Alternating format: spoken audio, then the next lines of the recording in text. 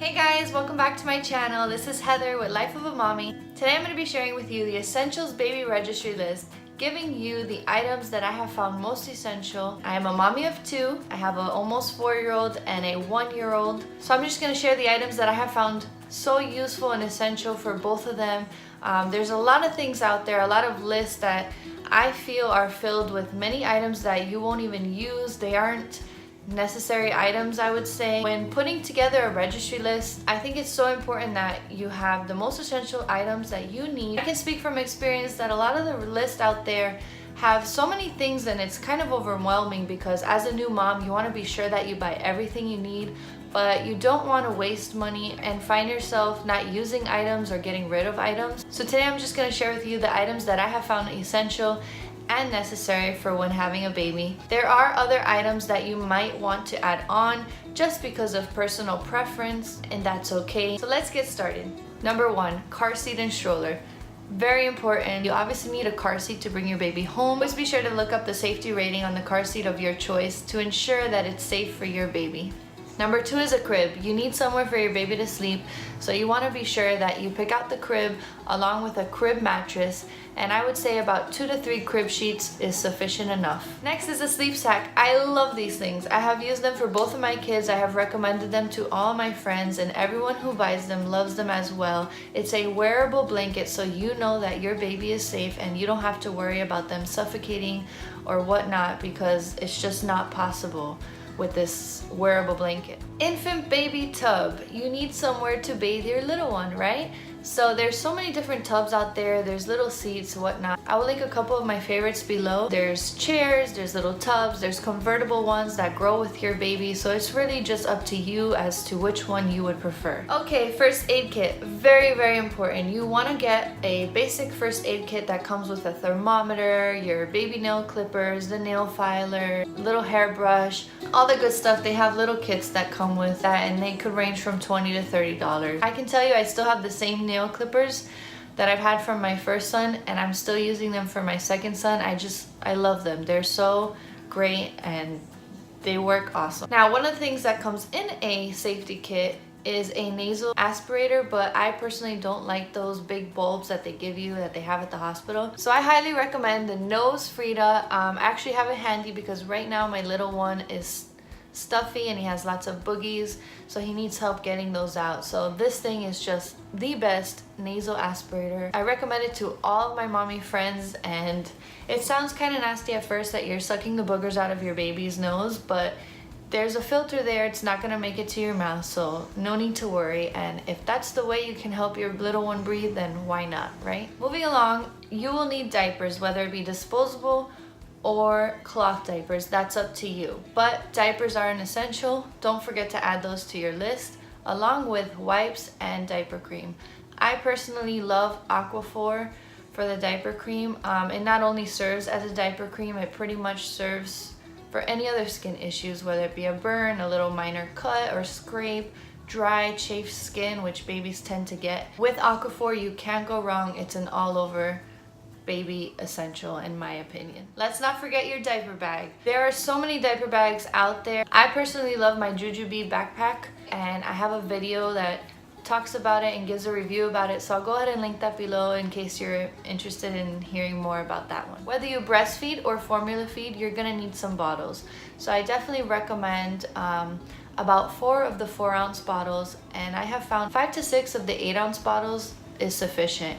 When I had my first son, I had way too many bottles that I didn't even need. A bottle drying rack. So when you wash your bottles, you want to have a place to put them to dry. I personally love the Boone Grass Lawn drying rack. It's been my ultimate favorite. I have tried other ones, but ever since I found this one, I've fallen in love with it, and I've never tried anything else. So bottles, a bottle drying rack, and bottle brushes. All right, bibs and burp cloths, super important. These are definitely essential. I could never have had enough bibs and burp cloths, but I would say definitely don't get any less than 10 bibs. There's so many bibs out there. You have your regular bibs, teething bibs, bandana bibs, so you can kind of choose what you like based on your style. And burp cloths, I would definitely say about 6 to 8 minimum. Changing pad and cover. Don't waste money buying a changing station, it's not necessary at all. But if you buy a changing pad and a cover, you can go ahead and put that changing pad on top of a dresser, maybe a cube shelf organizer that you have, or you can move it around from the sofa to the bed, whatever you need to do. Know that with just the changing pad, you can pretty much change your baby anywhere. And I also recommend changing pad liners. In my experience, my son has either moved while I'm changing him or started peeing while I'm changing them. And you know, especially at the newborn stage, there's a lot of accidents. So you want to have a changing pad liner that's waterproof to ensure that it's protecting whatever surface you're changing your baby on. Another item related to changing your baby that I love is a changing caddy. This really helped me in the newborn phase because I found myself moving around, especially you have those middle of the night changes and you want to be sure that you have diapers, wipes, and cream at hand at all times. So let's say you have that set up at a changing station, but if you have it in a caddy, you can take that caddy around anywhere with you. It's a very simple way to have easy access. Perhaps you're someone who has an upstairs and a downstairs and you want to have those items in both locations. Well, a changing caddy will definitely help you achieve that goal. Let's talk about blankets, okay?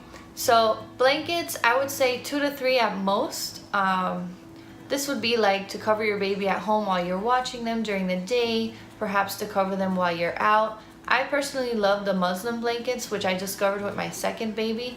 They're awesome because they're very big in size and they serve many purposes. So they not just only serve to cover the baby and keep them warm, you can use it as a nursing cover, you can use it to cover the car seat while you're out. You can even use it to swaddle your baby. Not all babies love to be swaddled, so that's why I don't list a swaddle here as an essential, because I mean, both of my kids hated it. They tried to get out of it. So it's not something you per se need. It's more of a preference. If you want to try it out, you can do that. But if you get the muslin blankets and you try swaddling them and it doesn't work out, you didn't just waste your money on a swaddle blanket. You now have a blanket that is a multifunctional one that you can use for other things. Okay, a pack and play yard. Very essential. I have used these for both of my kids for many reasons. So one reason I've used them is the first 3 months I want them in my room, I want them close to me.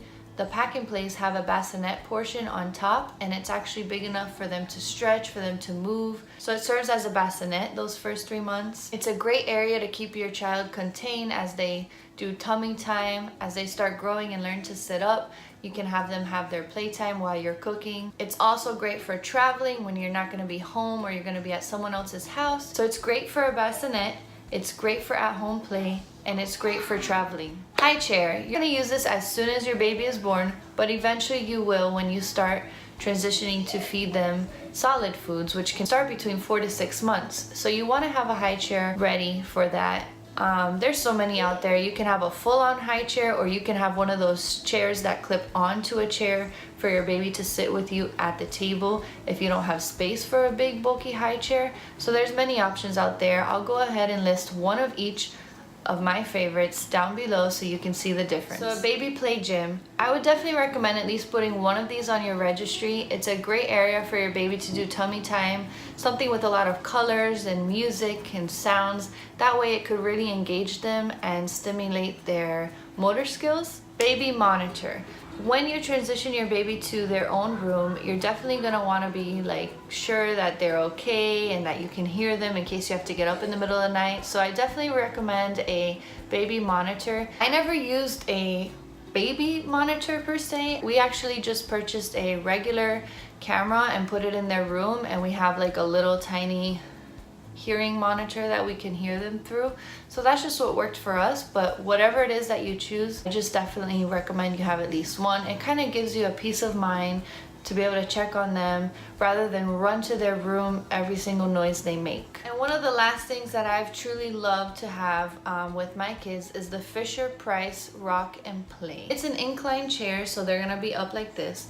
It was a godsend for my second son because he suffered from reflux. So it really helped relieve some pain that he was in from laying flat. He wasn't able to lay flat. But I recommend this chair for all babies because if there's just a moment you want to go ahead and put them down and have them maybe there with you, it's a very small, movable, portable chair, so you can pretty much move them to the bathroom. If you're gonna take a shower, you can still keep an eye on them. If you're in the kitchen cooking and they're awake, you can have them close by. Let's say you're gonna go to a friend's house, you can fold up that chair and take it with you. And it's just very convenient, and I personally loved it, so that's why I thought I would recommend it to you guys. If you're a breastfeeding mom, I do have a couple of additional items that would be essential for you, such as a nursing cover, nursing pad, breast milk storage bags or containers, whichever you prefer. Nipple cream, very huge. You're definitely gonna need that because you're gonna be sore and you need something to relieve the pain. Guys, I can't recommend enough the Boppy nursing pillow.